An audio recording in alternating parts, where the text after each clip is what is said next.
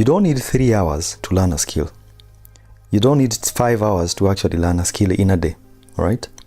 You only need to input 18 minutes or even 20 minutes a day for you to actually learn a skill. Now, equivalently, that is going to be over 100 hours in a year of you learning a skill, all right? And remember, when you're actually learning a skill, you're investing in yourself. Ukiona vitu kama Forex is a waste of time for very many youth.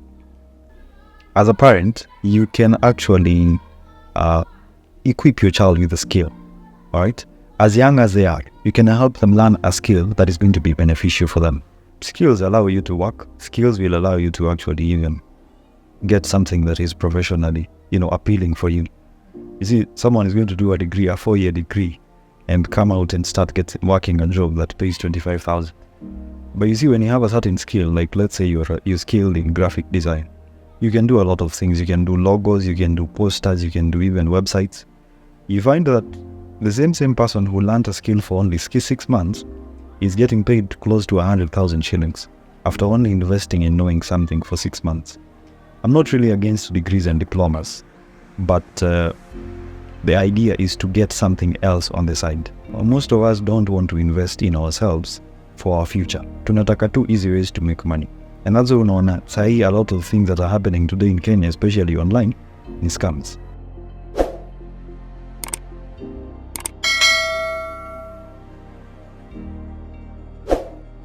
Hello guys, a warm welcome to another weekly episode of Shedding Light on those who are doing everything they can to make an impact in our society.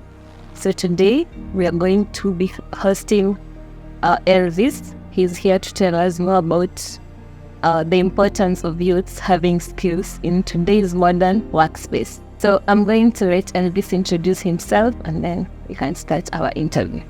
Welcome, Elis.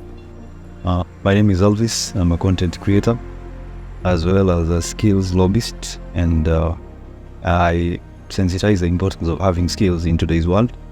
And thank you for having me in the conversation. We're looking forward to a fruitful discussion. Thank you. So tell me a little bit more about yourself and what you do.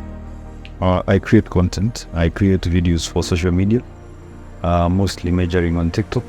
I do content on personal development to actually just help the youth better their lives. Apart from speaking about skills, I also speak about entrepreneurship. I'm also a lobbyist of crafts and abilities. So that's mostly what I do. Professionally, I'm a graphic designer and a developer. Okay, so you've been sensitizing the youth about the importance of having skills. So why do you think why do you think the youths need skills in the modern day workplace? Yeah, because skills are everything. They allow you to work.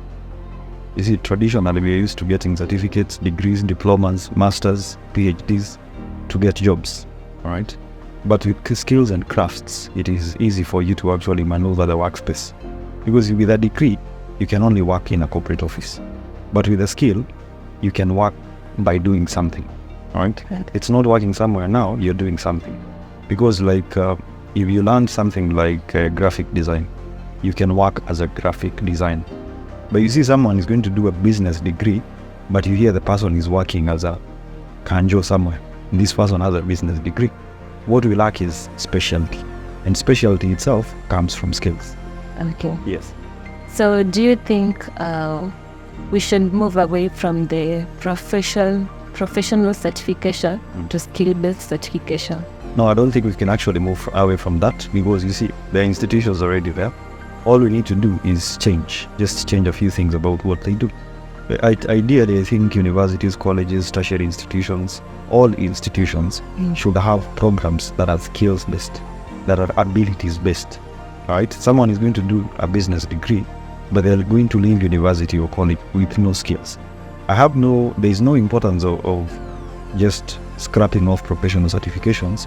It is having professional certifications as well as skill-based certifications. That is, someone can graduate having known something else on the side. Okay, so there are basically some professions, like maybe in the medical sector, that the only skill someone can come out there with is knowing how to handle a human body. Yeah. So let's say someone like a doctor, they've just studied medicine and surgery. Do you think there's another skill that they can come out here and upskill apart from just being a normal day doctor? Yeah, it's for doctors even, it's you have to get into this because in future we're going to be having artificial intelligence being used in medical institutions. We're going to have machine learning being used for diagnosis. So the better you are when you're knowing such things, the better you equip yourself with an important skills. You see, first world countries are paying for that. And soon enough, even developing nations are actually going to be needing that. Come 2030, anyone without a digital skill is actually going to be out of the workspace itself. So even a medical doctor can actually just learn and have a skill, understand a skill. Okay. Yes. So what kind of skills specifically do you like advocate for people to go for? Because there are so many but for someone to be able to come down that this is the skill that can work for me. Well, first of all, you look at what you do at the moment. So let's say you mentioned statistics. Statistics is basically working with data, right? Yeah. Numbers, crunching numbers, and that person would work very well in data analysis or even data science. So like someone who is also doing a business degree, they can also work so well in that. Someone who is maybe pursuing something like computer science, they can do something like web development, they can do app development, they can even get into areas like artificial intelligence, right? At the same time, interest. Someone might be interested in learning something because they have that feeling that I will do so well, probably trying that particular thing. Despite basically having skills, despite having jobs, you cannot do something that is not going to make you any money, right? So it's also important for you to consider the financial aspect, right? But the most important thing I tend to believe is your passion and where you want to maybe head in future. Okay. Yes. Do you think the current system of education, that is the 844, has largely contributed to the youths of today having that fixed mindset? They're not willing to take time to learn something on their own, to take a course online that is self-paced. So they just believe in the traditional, conventional methods of doing a job 8 to 5. Do you think that system has largely contributed to that? For that, I would say a yes and a no. Because first of all, for many of us as youth, you have to understand that the moment you're born, there's no one to come and help you apart from yourself, especially when you hit 18. Yes, the 844 system, you see, used to be told that study, become a pilot, become a doctor, become a nurse, become this and this, and you're going to get a lot of money. But when you get to university, the reality hits you of what is happening out there. So you see, it's like you're feeling like you've been scammed. But you see, despite this whole issue, majority of the people actually come and realize that this 844 system actually brainwashed me. So I can do something else for myself in this idea. And ideally, the 844 system was a good system, let me say. The only issue and the only problem it had was basically the lack of skills and competence, where someone can do something else on the side. You see, it's not like the curriculum, competence-based curriculum. But majorly, I would say that despite having an issue with 844, we also have to look for solutions. And solutions come from within us, solutions like skills, you see? So, yes, the 844 system might have been a bit bogus, I agree. But we also have to think outside the box and come up with something different, to find a solution for having that basic problem itself. And that is the hindrance to growth mindset itself. Yes. So, how do you think your content has created an impact to the youth, maybe who didn't know that actually I could earn from learning a skill? What impact do you think your content has on people who are taking it positively?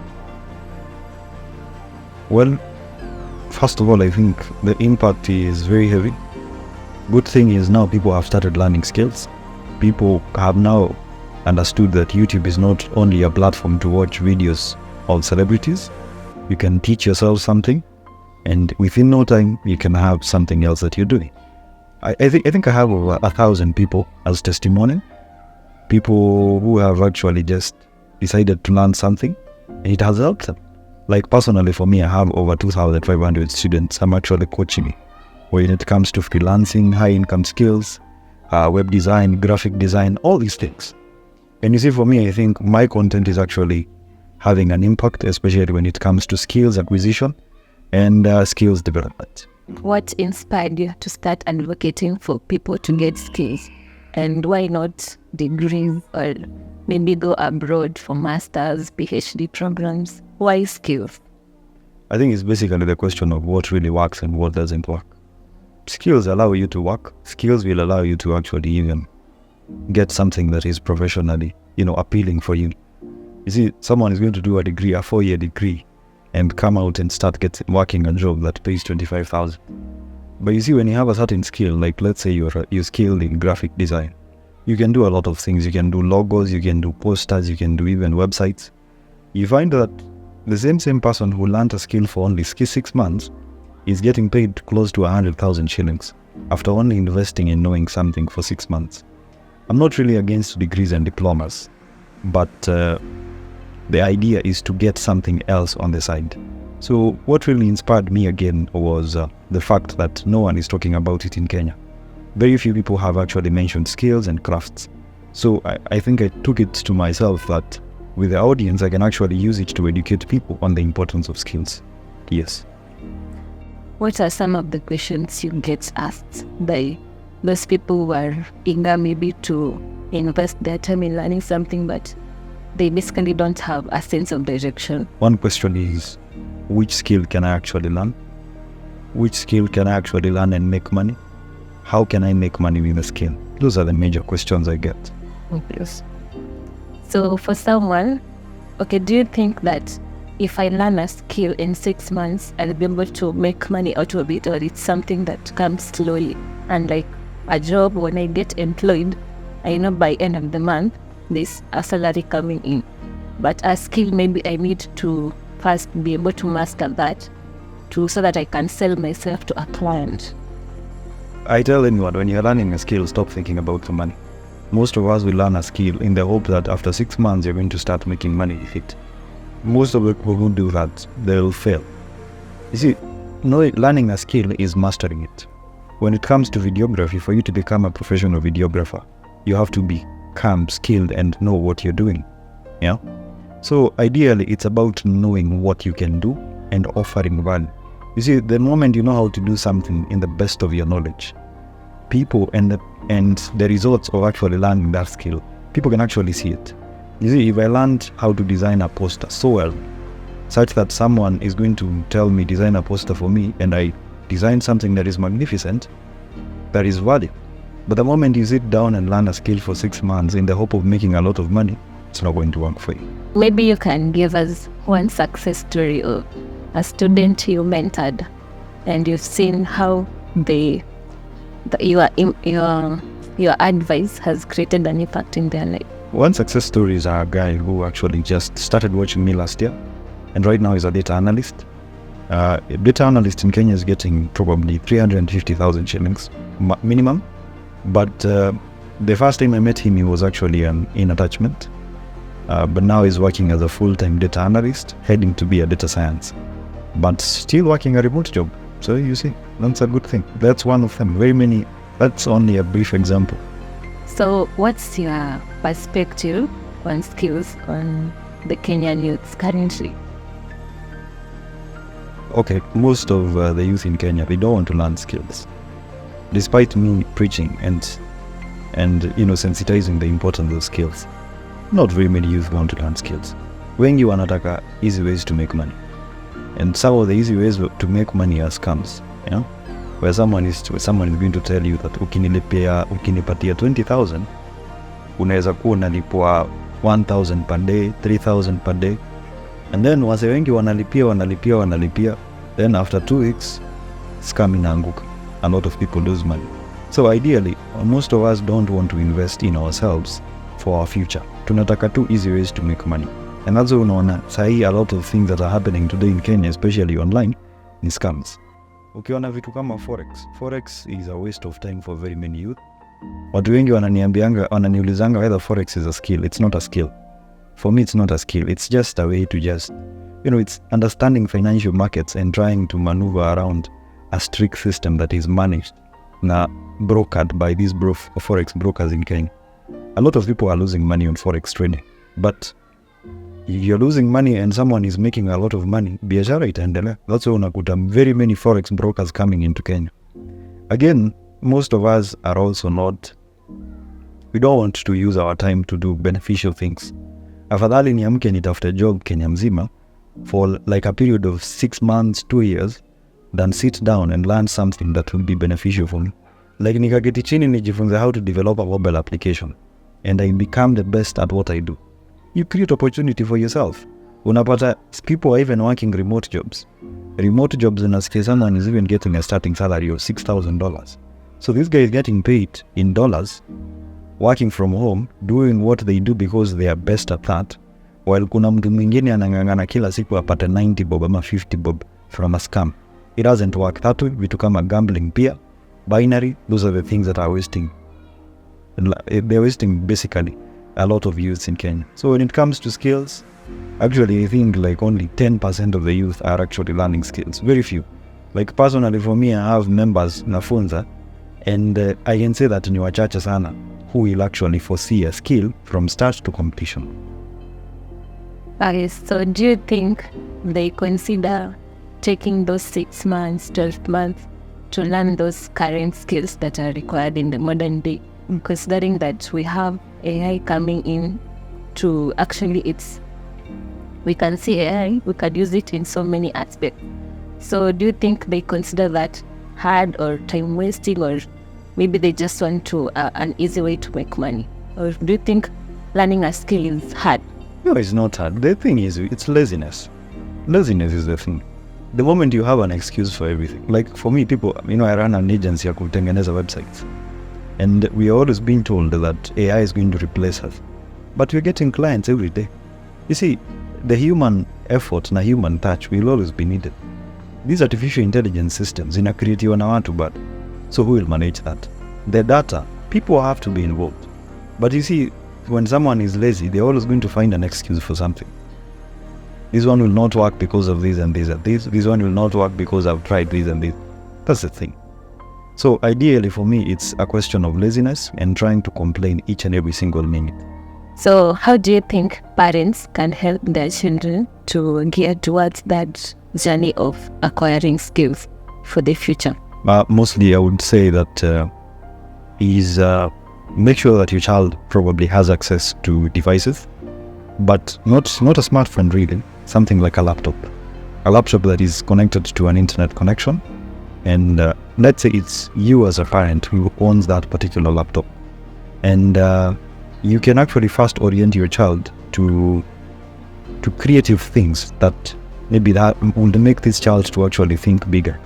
You see, you can tell the child, games like chess are very good, word games, they can actually open the mind of this child. Then over time, you can try and introduce your child to something digital. You can tell them to try and code. Show me how to write this. Like for me, I've seen a lot of parents who are actually teaching their children how to code. Because for me, I'm a programmer, I would also want my child to also be a programmer. Yeah, it's not really mandatory for a child, but you can try and see whether the child can do that. But the idea is empower your child by allowing them to access online material. Yeah, there's a lot of websites out there. Websites like Code Academy, we have W3 schools. These are websites that you're going to find a lot of content that will be really helpful for a child. So the whole idea is, as a parent, you can actually equip your child with a skill, all right? As young as they are, you can help them learn a skill that is going to be beneficial for them. Yeah, the thing is, you allow your child to access online material that is going to be helpful, and you never know, over time you're going to find your child doing greater things. Mm-hmm. Yes. So maybe you can give the youth of Kenya a parting shot from our interview. What's your perspective on the skills as a whole? Well, for me, it's a thing of you have to be learning a skill. You have to be, it's mandatory. Every day you have to be learning a skill. There's a lot of blogs out there. If you open blogs today, there's a lot of information. Books again, there's a lot of books that explain out the importance of skills. But one of the realest things I would tell any youth is, first of all, you need to stop falling for scams. We are all falling for scams in the chase of our lifestyle because of what we see online. Then stop chasing things like forex trading, crypto trading, binary something. Don't chase these things. They don't really make sense at all. And then finally is use what you have to get what you don't have. You can use YouTube to learn a skill that is going to be helpful. You can use YouTube to also get to acquaint yourself with information that is going to be of your personal development. So generally the whole idea is use what you have to get what you don't have. And the most important thing that you can also do for yourself today is equip yourself with a skill. Yes. So thank you so much, Elvis. Today's session has been very insightful, and personally, I've learned so much about the importance and the kind of skills that I can acquire as a person.